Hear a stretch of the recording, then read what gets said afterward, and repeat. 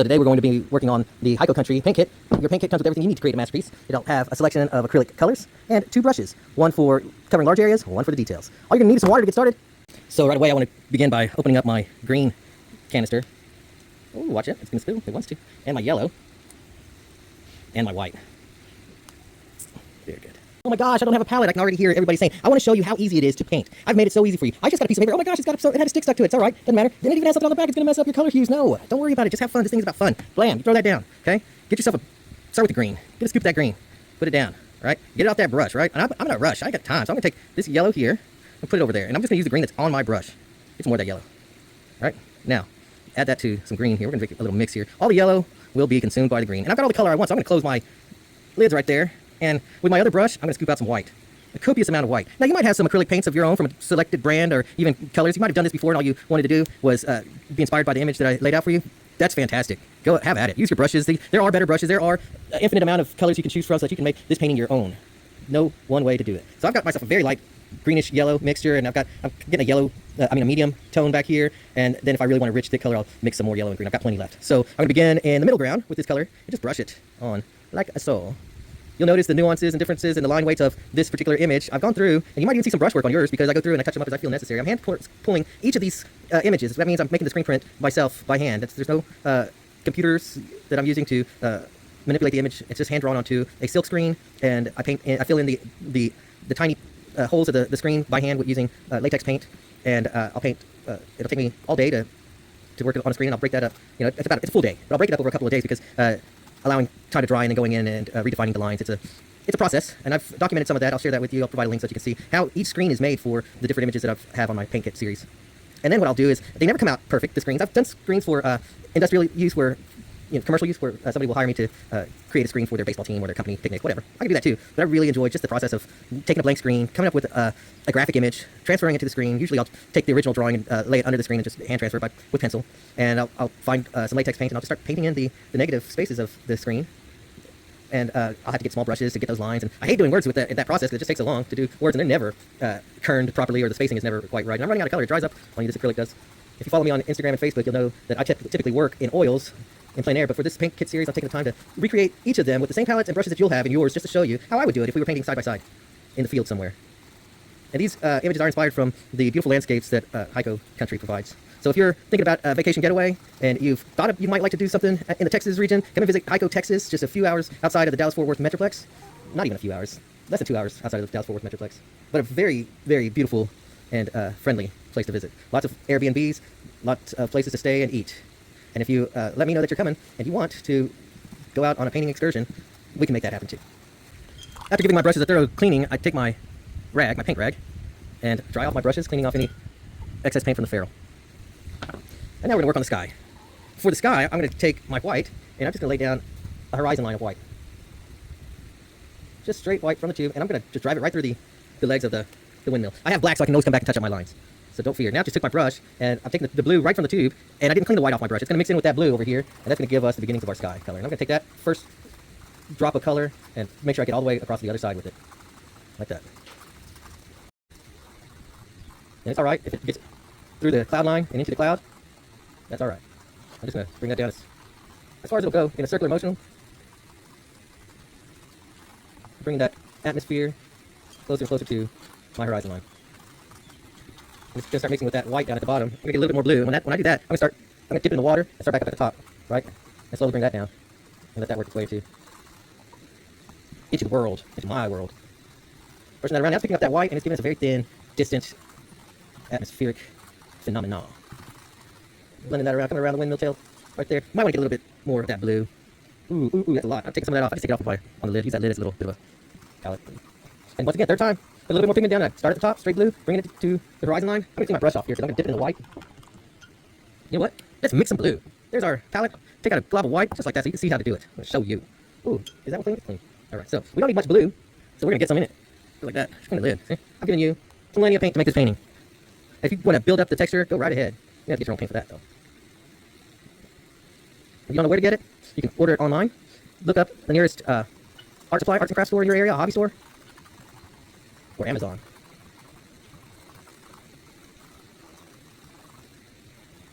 And it's alright if your sky goes into what is the hills in the back. As you get further and further into the distance, everything has a little blue in it, so that doesn't hurt nothing. Don't forget to paint the sky in between the trusses of the windmill, and all the space in between the clouds. You can just touch your brush to the water and let that stain the canvas. A nice airy feel to the sky in the background. That atmosphere between here and there. Oh, that was a windmill blade, but don't you paint that, no worries. You can do that number right there. Next, we're going to paint this edge of trees, this tree line in the background. On our palette, we have some green and some blue left over, and we're going to just add to that a little bit of red. Open up that red. Red's a powerful color. Put down a glob like that. Doesn't take much. Take that blue, mix it with that red. Then I'm going to grab that green and mix that into a situation right over here. Right? Now, a little thing that I do is if I'm painting a background color, I'll always add a little bit of that atmosphere that I painted for that particular canvas. So this is going right to my sky in the background, and that's creating a whole new color there for me. And we're going to just begin at one end of the canvas, and I'm going to just drag and roll and twist and push and pull on that brush. And then I'm going to clean that green and that red off of the ferrule as I'm coming across, just kind of using it as a surface to rut my brush against. Tap that in. Each tap is a tree. Look at that. There's the brush. Look. Here's when I tap it once, this is what it does. So each one is a tree in the distance when I think about it that way. Planting trees. And I'm just using the tip of my brush. Learn to feel the tip of your brush on the canvas, and you'll be amazed at the control you can actually have and exercise over the brushes that you use. Finding ways to paint lines and fill areas using the same brush really makes the painting process a lot more fun for me, because I enjoy the immediacy of seeing how the image reacts to whatever motion I just made or whatever color I just added. And I'm just mixing it up and dragging it across, adding a little red, a little green as I go. Now we've got a nice little dividing line, and we've got a little mountain range in the back, or a rock. So let's think about how we're going to approach that. We're going to need a little bit more blue, whatever we decide to do. We're going to take a moment to clean our brush right there. So for our mountain, we're going to take a whole lot of yellow, bam, and a little bit of red. A little bit of red. Mix that right there like so. Going to give us a nice orangey color there. Mix that, clean it off the ferrule, and then get a little bit of that green, just a touch, and mix that. Lovely. Lovely. Now going back for some of that green over here. Oh, I'll just mix it all over here, why not? Gonna have to come back for some. Now we're gonna paint that in.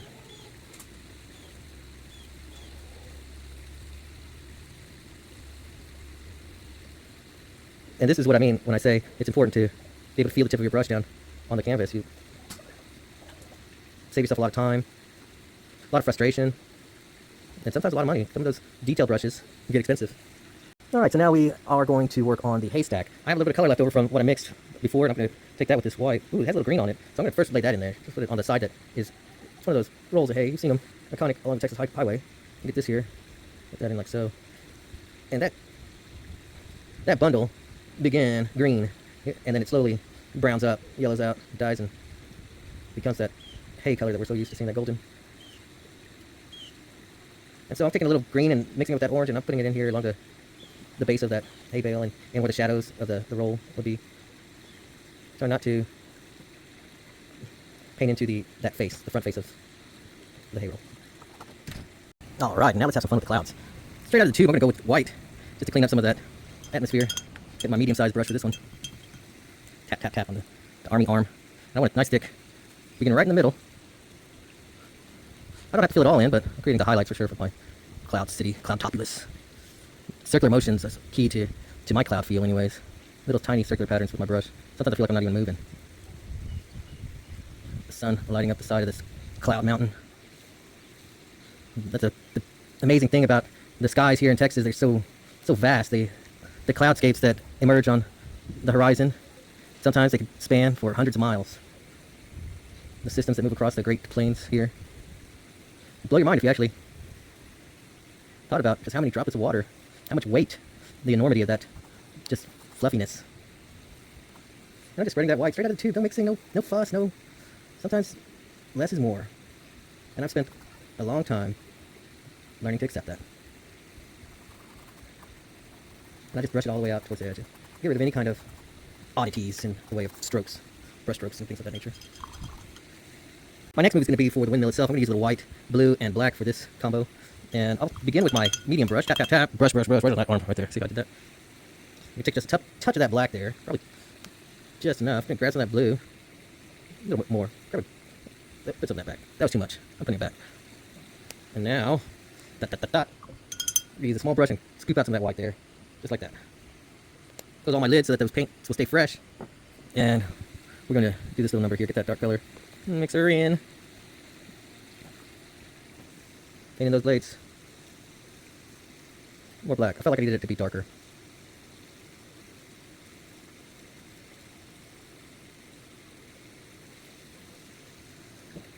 Cleaning off my brushes as I go, and I'll take that white that's on the ferrule, spin it off, and then I'll mix into that, and that'll give me another tone, another tonality to put into an already growing tonal experience. Oop, get some more black. Oh, what was that? Sometimes my hand just does a thing of its own. And I have to go back and clean it up.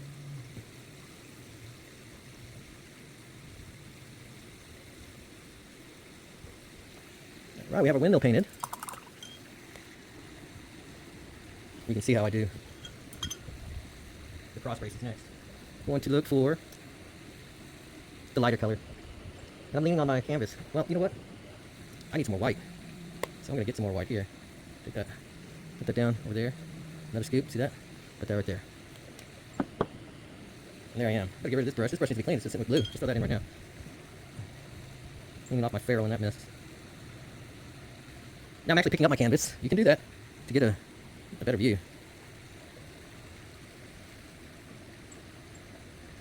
That goes all the way down.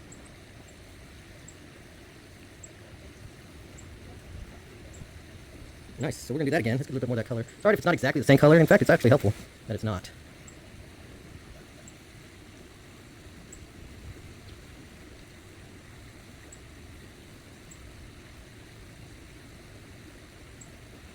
More color.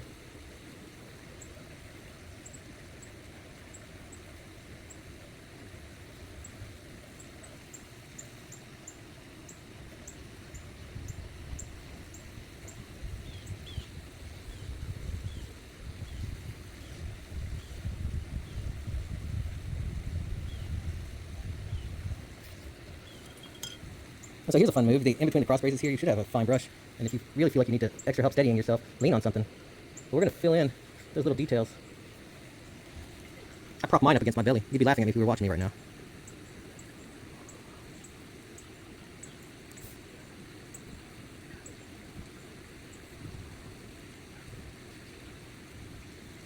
Voila. Then I'm going to come in here too. Since I got some color on my brush. Okay, it's coming together. Now for our cows.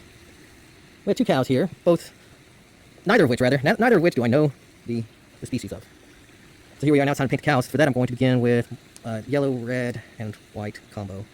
And I'm going to put down plenty. So I'm going to use my medium brush to grab and pull in. Put down a slap of red. Clean that off. Double yellow to the red. 1, 2. 2 clouds of yellow to the red. And I'm going to take what's on the brush there and utilize it by rubbing it into the background. Waste not, want not, right? I don't want that pigment to go to waste. It would just be suspended in that watery soup that I call a paint cleaning tin, bin, glass, jar, thing, whatever. Just brush it in. You're making me crazy. Having to explain all this to you. Just paint. Alright, so next I'm going to add some white too. Not too much though. We're going to be sparing with that white at this point. Alright, so there it is. We got our 3 colors. And not to mention the blue that was already on the canvas. We're going to take a little bit of red and then mix that to our yellow there. That's going to create this pink color, pinky reddish color. And let's see where we're going to put that. I got no place for it really. So we're going to add blue to that. Ooh, did I want to do that? I don't know, but I did. Then we're going to put that on the back cow. Just kind of fill in most of the cow, leaving some spots, especially around the face. That's our base color for that cow. And then, since we established that, we're going to go ahead and put that color in the furthest parts of this cow. Like on that outside edge there, underneath, the places that are going to be in shadow. That's what I'm getting at. I'm going to add more blue to that, and some more red. I'm going to go actually, I'll put that back here, at this back cow here, to create the shadowy effects of muscle and tissue that create the visual motif of the cow. Paint that all into the back there. The only goal here is to paint away all those little pinholes of white that are popping through. And you just take your time to do that. Just going back. And then for the forward cow, we're going to add a little bit more yellow to that mix there. And then whatever this color is. Yeah, right there. Hoo-ah! Good cow. Come on. Hoo-ah! Yeah, doggy. That's me. I'm wrestling my cows around. This one's going to be spotty. We're going to let this one have some spots. Color the ear there. And we're going to get some of that white and some of that red there. That's going to create a nice little udder color. Utterly fabulous. we're going to put that over here around the mouth part of the cow. Maybe a little down here. Let's see. Clean off our brush now. Alright, now we're going to just go for the white here and brush it in on the underside of our jersey. Jersey. I don't know if it's a jersey. I'm not a specialist in that art. And I don't have any that I'm looking at right in front of me. I know the ones that I've seen. I could pull up a picture on the internet, but right now I'm just using my own judgment. And I invite you to do the same. It's fun. It's fun.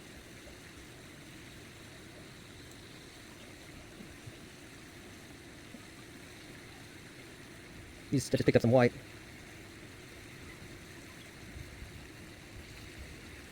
I'm going to carry some of that to the one in the back. You don't need much, just little shadows here and there to continue the illusion of distance.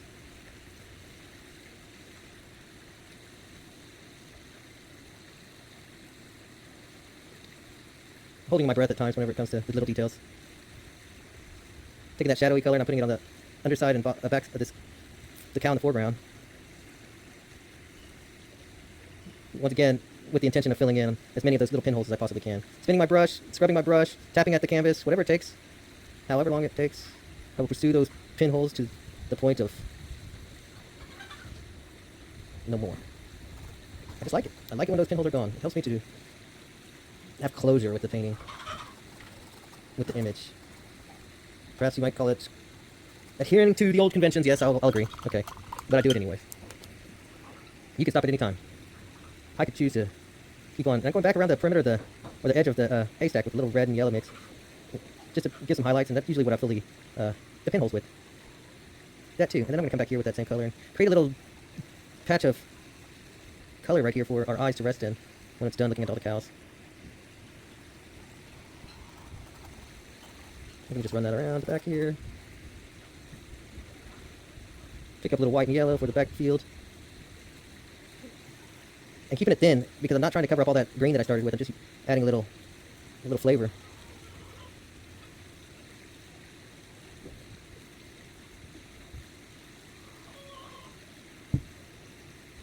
Targeting any pinholes that may catch my eye.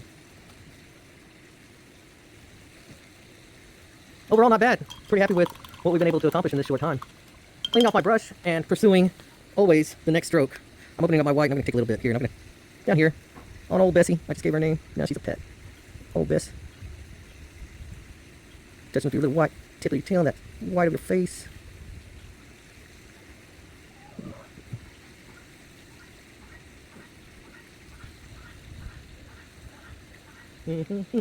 Alright.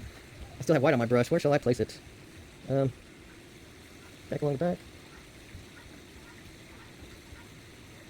In the trusses of the trusses. Sweet.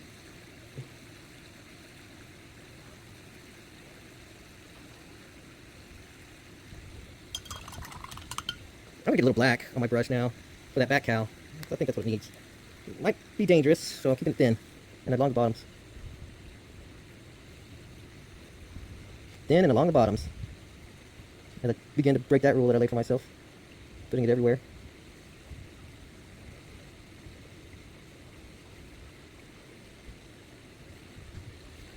I'm just dancing along the contours of my cow.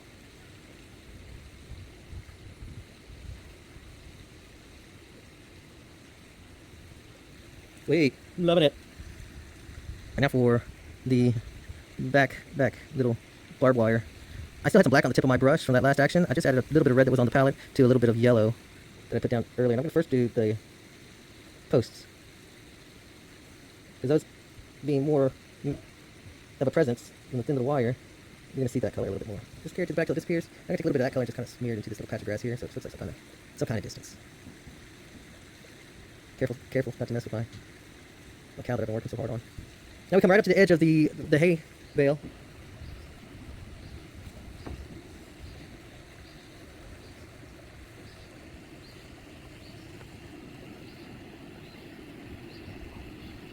So now we come right up to the edge of the hay bale, and we'll do like a little green and red darkness with green, red, like dark color.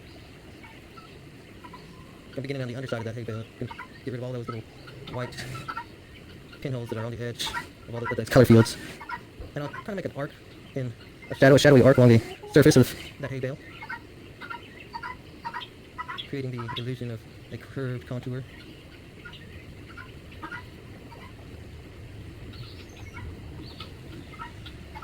Alright, so now for a little detail work around the windmill. Ooh, got some blue on my thumb. Yowzes. Yowzes, now it's on my trousers! I got some black on my brush here, it's just blue. I'm using this lid as the... And once again, pick up your canvas, get a good angle on it, make it comfortable. So that you get the truest line. No excuses. You can pick up your canvas.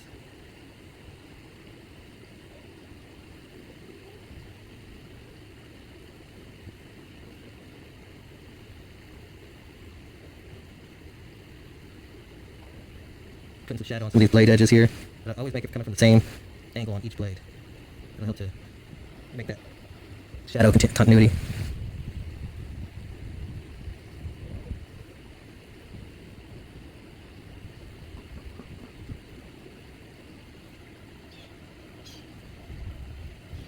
Touching those cross beams, those trusses, a little shadow. Your eye will pick it up. Your mind will make it work.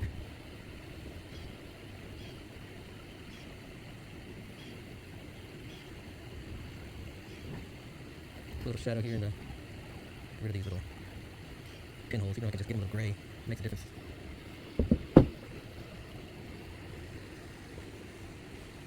Alright, so far, I'm liking it.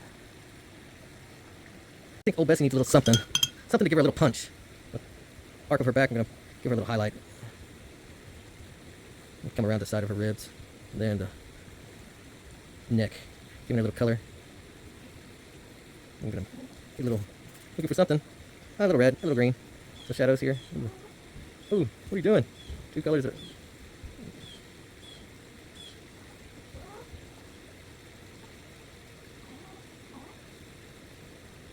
Need some shadows along the front here. Scrub that in. Helps to create a little distance between front cow and back cow. Taking my brush off, really. That's all I'm doing. And now let's see. Looking good. As I look at it, my eye is drawn to the hay bale there. I think with a little work I can really make that pop. So I'm opening up my colors once again. Picking up the yellow and the white this time. Grabbing some white. Over to the lid of the yellow, and I'm going to mix that like so. Right, I'm going to go along the top edge. And bring it down like so.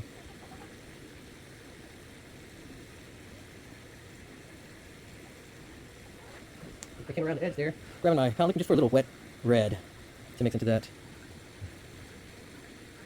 Definitely going to cover up those pinholes with this stroke here. Got to get rid of them. They just draw too much attention from the eye. You don't realize it, but your mind focuses on the white of those pinholes. So get rid of them. Work towards that diligently. In the background.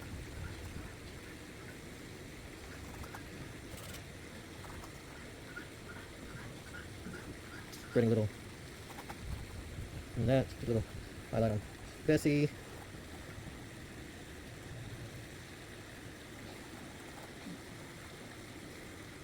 Nice, alright. Now I'm just getting a little red and mixing it into my brush here. I go back over to the udders of justice. The udders of justice, the teats of prosperity. Maybe not so much, but still. I'll take a little and rub it in the back here. I like that. And getting some green now, and I'm going to put little blades of grass growing up, giving the cows something to eat. You don't always have to eat the hay. They might like the fresh, sweet sprigs that are coming up all around them on this beautiful day. A little red in there too, just to mix it up some, you know. Van Gogh would be proud.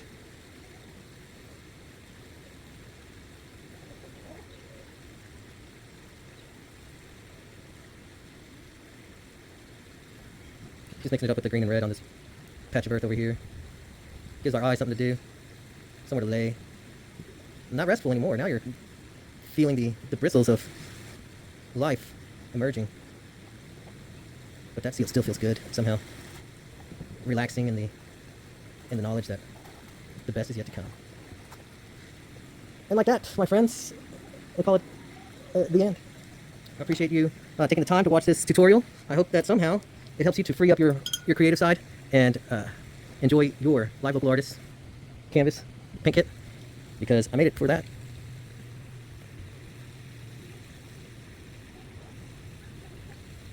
Thanks for watching, and when you're done, post your picture to my my social media, Instagram, Facebook, X, live local artist.